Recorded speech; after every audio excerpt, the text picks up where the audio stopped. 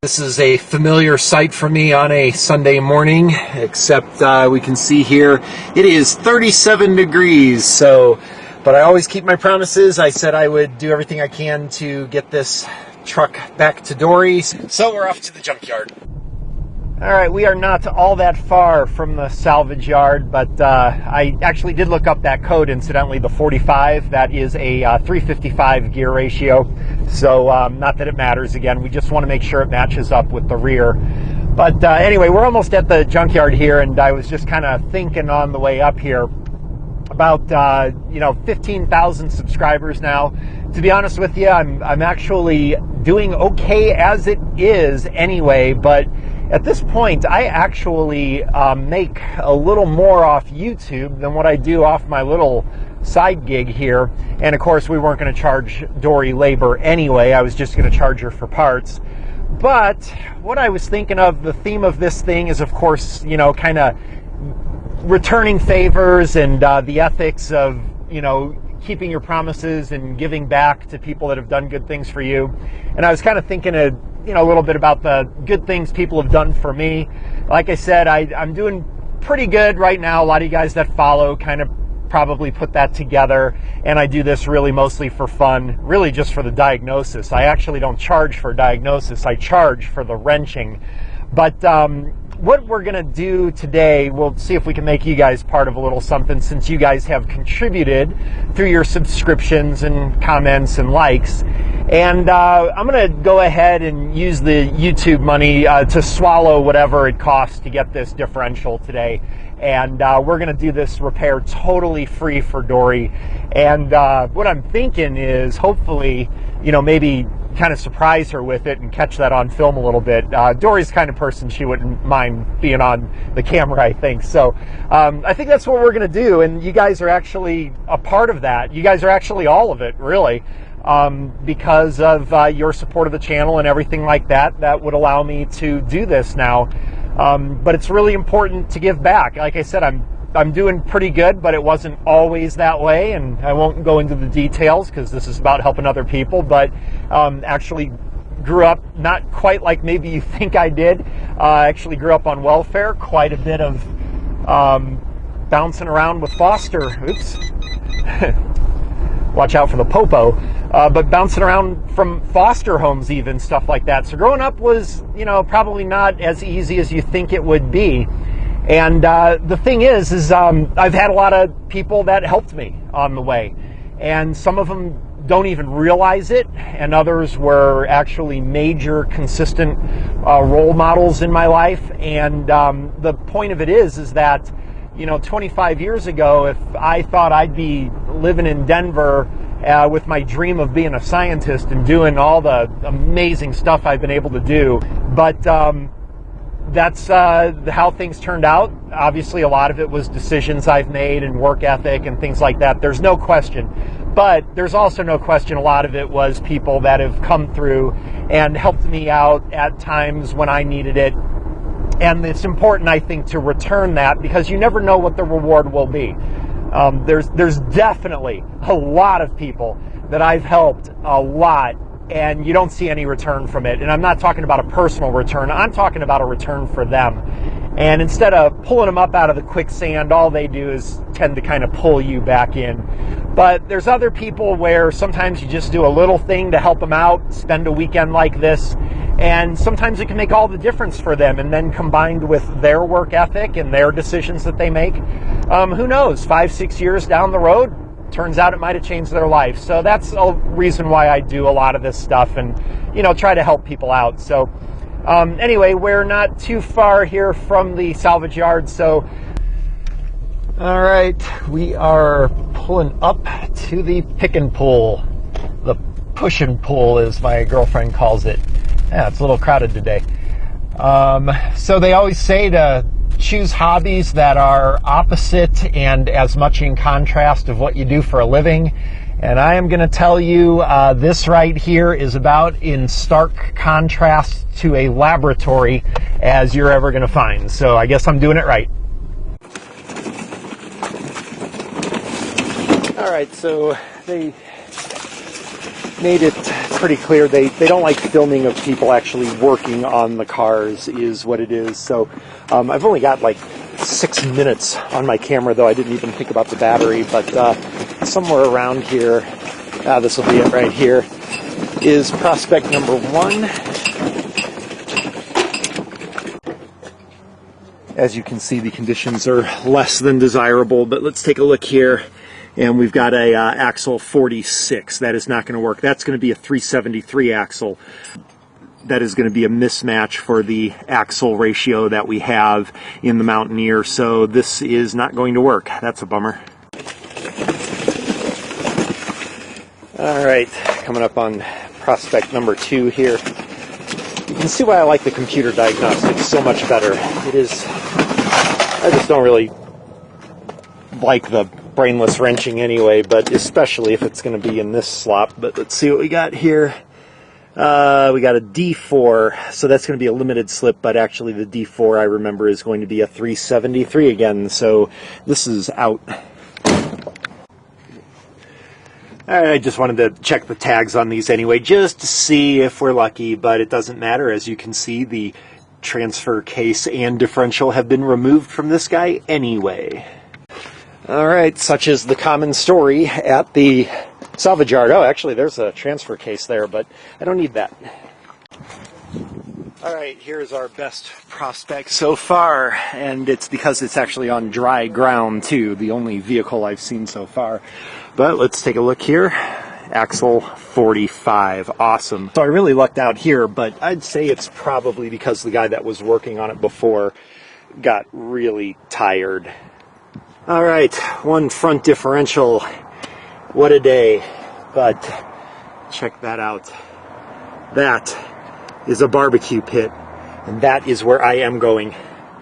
All right, I've got about 2 minutes of film left, so here's the plan. We're going to get back, and I figured I was going to go ahead and get this thing done and up and running today, but I called Dori and let her know what's going on, and being, of course, the type of person that she is that I'm doing this for, she can't really drive the truck anyway because she has to get insurance on it first, since she canceled the insurance while it was sitting for so long. So there you go. People taking personal responsibility. That's what I like, and I will certainly try to help people like that much more so than people that always try to blame somebody else. What we're going to do is probably, because I got a flight to catch for a business trip later, I don't have much incentive to try to finish this today. It's got to sit until after my business trip anyway, since she can't get insurance today. So we will continue this after I get this part installed. I can't really put this up though yet because I want to surprise Dori, and she knows I've got a channel, so I don't want her to accidentally see what we're doing here. So we'll have to hold off on it a little bit, and I will be back after I get this thing installed in her truck and we have her pick it up. All right, back at home, and I've got everything I think I need here, so I'm just lining up to make sure that the 2 differentials are identical, and my new differential has the same pattern and everything. Again, I'm pretty confident about the gear ratio, but we'll have to check that later. And this feels absolutely perfect. So I'm not even going to bother opening up the case and checking everything. I will tell you, when I pulled this, the differential oil that spilled out of it was perfectly clear, no metal or anything like that. Feels really good.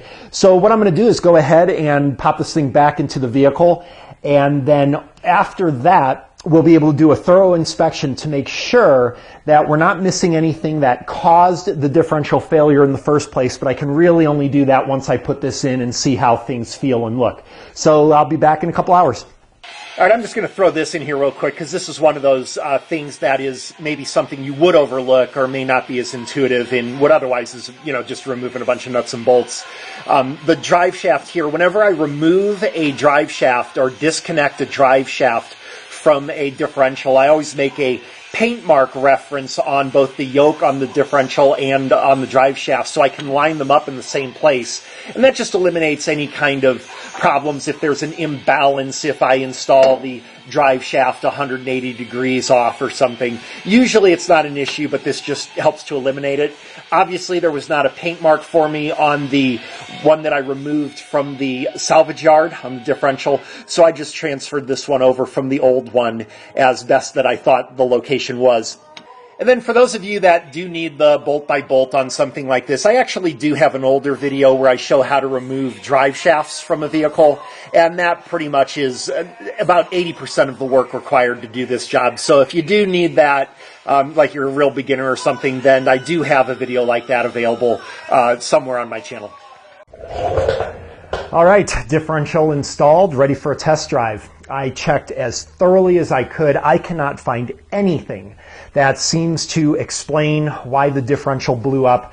I am going to make the call that it was because of the one wheel that was a smaller size than the other wheels, causing a constant differential speed on one axle, it would be, and that was also on the front, by the way. The owner did say that they had a light for an ABS sensor, that they thought it was just a bad anti-lock brake or something like that. Turns out that it was obviously because of the one wheel being different, and the wheel speed sensing was showing a discrepancy. And I'm going to call that as the reason that this vehicle failed, because they drove for quite some time like that. I can't find any other reason.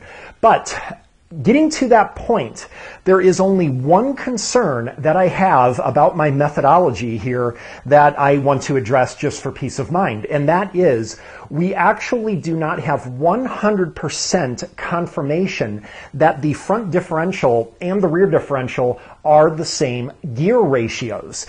And I took every effort, as you know, to try to make sure that that was possible, looking at the door codes, things like that. But we can't really be 100% sure unless we measure it somehow. And I was thinking of a way to measure to make sure that they are the same, and I think I'm going to try doing it using pretty much this piece of tape and a little bit of paint. So what I'm going to do is take this piece of tape and I'm going to put it on the tire so that it marks perfectly perpendicular to the floor, and then let me go ahead and do it on the rear wheel. Okay. Then I'm going to lift the vehicle up just so I can get under the vehicle and get a look at the drive shaft. And then I'm making a paint mark right here on the yoke on the front differential. And then another one on the yoke on a part the same diameter that is on the rear differential, like that. So my brilliant strategy here, at least I hope, is if I drive the vehicle forwards so that there is exactly one revolution of the tire, then both of those output shafts should rotate the same. Now, the paint marks where I made on the output shafts, if I rotate exactly one rotation of the tire, they won't end up in the exact place where I actually made the paint mark, you know, nice and convenient, I'm sure, on the bottom. But the point is that wherever I made the paint mark for the front drive shaft, the corresponding paint mark for the rear drive shaft should be in line with it, wherever that ends up. Remember, it's a 3.55, I think it was, to 1 ratio. So we're not going to have one revolution of the drive shaft and one revolution of the tire. That's not going to happen.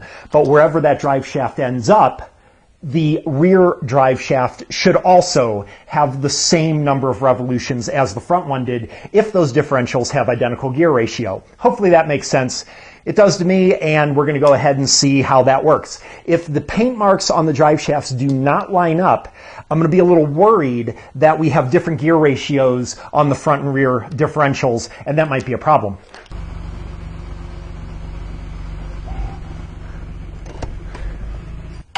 All right, and I'm looking for my paint mark and I can't see it. I'm sure it's up on top of the transmission, and actually I could just go ahead and drive the vehicle forwards more a little bit. We don't need exactly one rotation of the tire.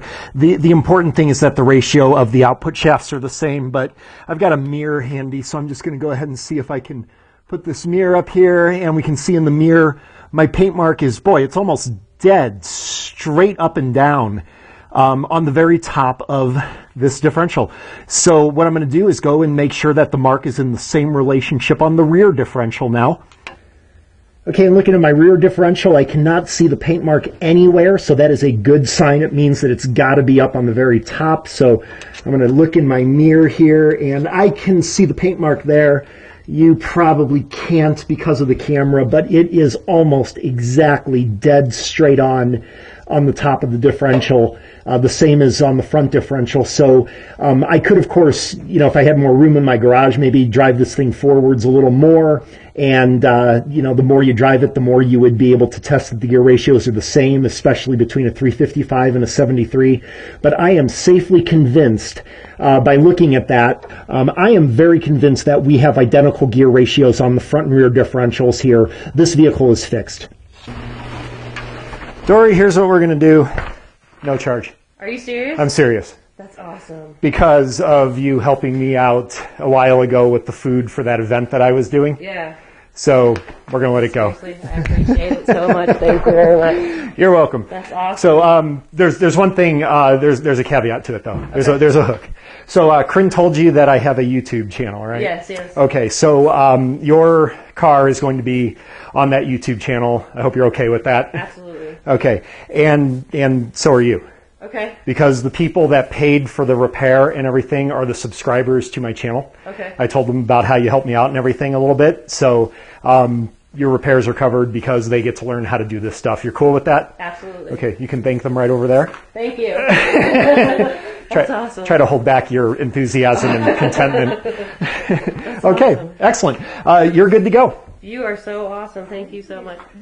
Yes, awesome. they took care of you. They took care of you. Awesome. But you took care of me, and I didn't forget that. So I was hoping to have a chance to pay you back. So the only thing that's left is your 0171 check engine light code that I told you about. We'll check that the next time you come in. It'll give you a chance to make sure everything's fine with this repair. Okay. All right, and then whatever else is wrong. Thank you so much. You're welcome, Dori. Thanks for helping me out. Thank you. Okay. That is amazing. And I didn't get your name. Nissa. Nissa, nice to meet you. Too. You're lucky. You're off camera. So. Awesome. All right. No, Dori, you were great. So I appreciate it. All right, let's let you get out of here. Thank you so much. You're welcome.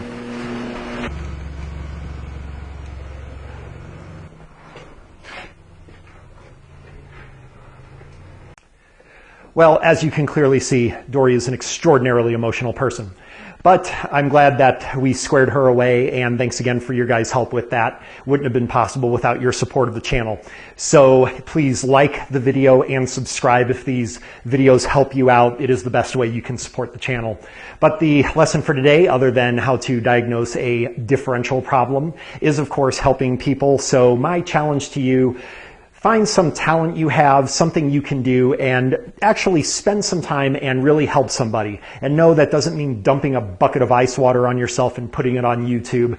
Something where you actually had to put some time, some effort, something maybe more than money, which is a little bit too easy for some people. But really do that, make a difference for somebody. Maybe it'll pay off, maybe it won't, but at least you'll have paid it forward, and then you never know when it may come back for you. It certainly did for Dori. So thanks for watching. I hope you found this helpful.